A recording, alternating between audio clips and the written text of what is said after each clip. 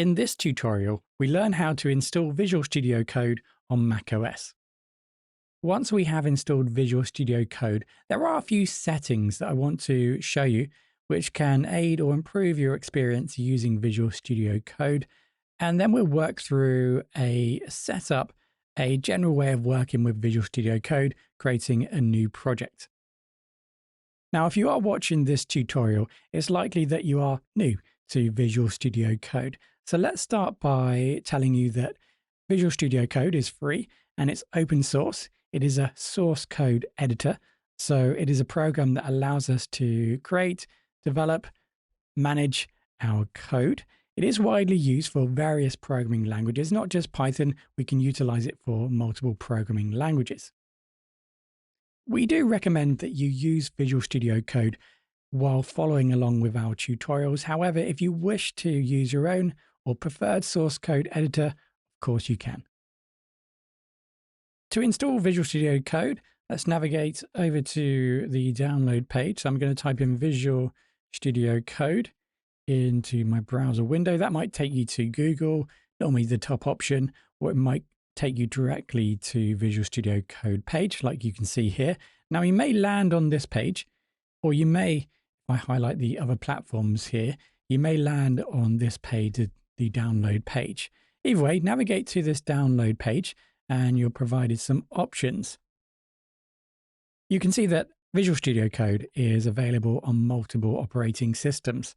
Now, depending on what version of Mac you have, whether you have an Intel chip or an M1, M2, M3 chip, will depend on what software you download. Now here I'm going to select Apple Silicon. So below the big Mac button here, I'm going to select zip.zip Apple Silicon. So I'm running Apple Silicon. If you are running an older Intel chip on your Mac, then obviously you're going to select Intel chip. There is a universal button as well. So that if you're not too sure whether you're running Intel or Apple Silicon, then just go ahead and download and install the universal. So I'm going to select Apple Silicon and let that download.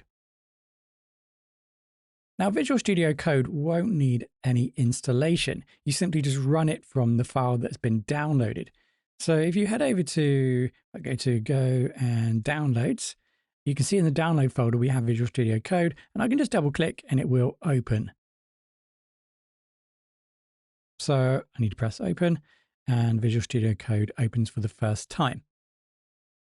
You won't want to open up Visual Studio Code directly from your downloads folder every time you want to use it. So let's go ahead and just close Visual Studio Code, and then we can just drag it into the applications folder there.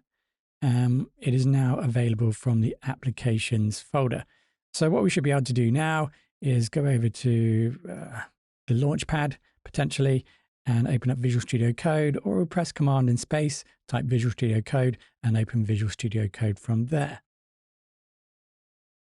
Let's talk about a few changes that we might want to make initially before starting to develop an application.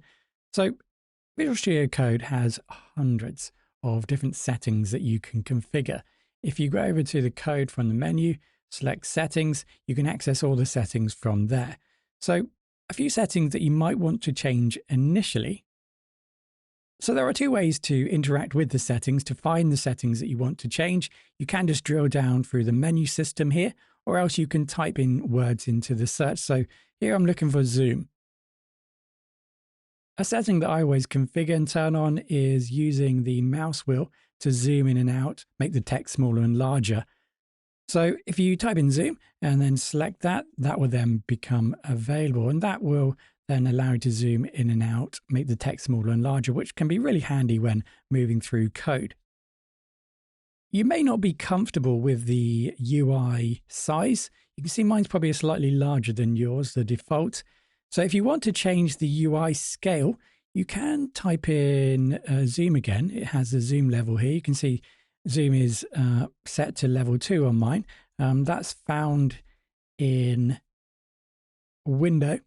That's going to be from window if you're looking for it specifically. So change the value here, press enter, and you can see that the UI will scale accordingly. Right, so 2 is normally a good level. In addition to that, you can also scale the UI by pressing on the Mac Command and plus and minus on the keyboard. and that will also scale the interface. But generally, you want to set the zoom level first. The final initial setting that I do recommend, in the menu, in File, we have Auto Save. And you can see there's a tick next to mine because I've already selected it. So once you've selected Auto Save, it will then become selected. There will be a tick next to it, and that will indicate the fact that we're now auto saving code in case we forget to press save. There is one more setting that I want to show you, and that is setting the size of the text in the terminal. So if you go over to Terminal, New Terminal, that opens up the terminal, or else you can use the shortcuts of Control and the title button on your keyboard to open and close the terminal. Now this text is normally quite small, and it can be good to change the font size. To do that, Code, Settings, Settings, and then what you're looking for here is the terminal.integrated.font size. You can drill down through the menu system or just type that in, and you can then go ahead and change the font size. So I've set that to 18. So those are the initial settings that I recommend, or you can make some adjustments depending on your preference. And then we can go ahead and select Code, Settings, Profiles, Show Profile Contents, and we can now see in the settings.json file here all the settings that we've just applied.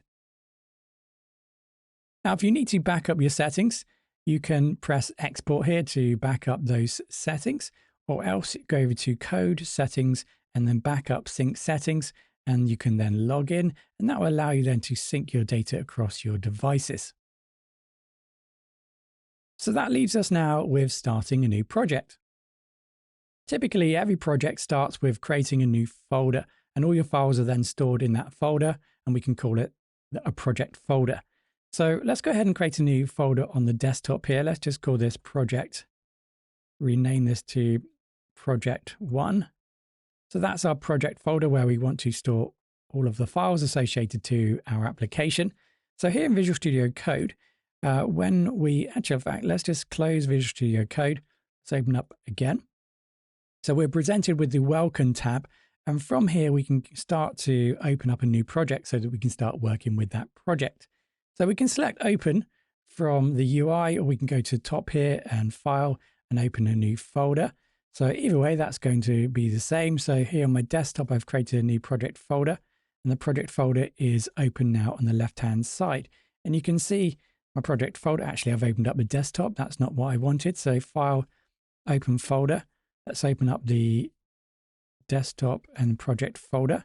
Make sure that project folder is selected. And now I'm inside the project folder here. So I can create a new file. So let's create a new file, hello.py. So you can see the project folder now has a new file within it. So you can see that on the left-hand side here, we are simply just working within that project folder. So that leaves us just to test everything that we've done to this point. So let's type in print, hello. So we're going to print this to the terminal. I can use my mouse wheel to scroll in and out of the code to make it a little bit larger. And then I open up the terminal. So terminal, new terminal, we'll use the shortcut. And then I'm going to type in Python 3 on the Mac, and then the name of my module here, hello.py, to run the code, hello.py. Okay, so the output to the terminal is hello. Now, if that didn't work, the likelihood is that you don't have the command line tools installed on your Mac. So what will probably happen is you'll be prompted to install those. A new dialog box will probably appear. Maybe it'd be behind this screen. Now, if that doesn't happen, then you simply just need to go over to your settings and then look for general, look for software updates, and just make sure that you've installed the, I think it's Xcode, the command line tools for Mac. Once that's installed, you'll probably need to restart Visual Studio Code, try this again, and everything should be working as you can see here. So you should be printing out to the terminal, hello. Hopefully that went smoothly with you. We now have Python installed, Visual Studio Code, we have a code editor, and we have configured Visual Studio Code ready to start developing an application.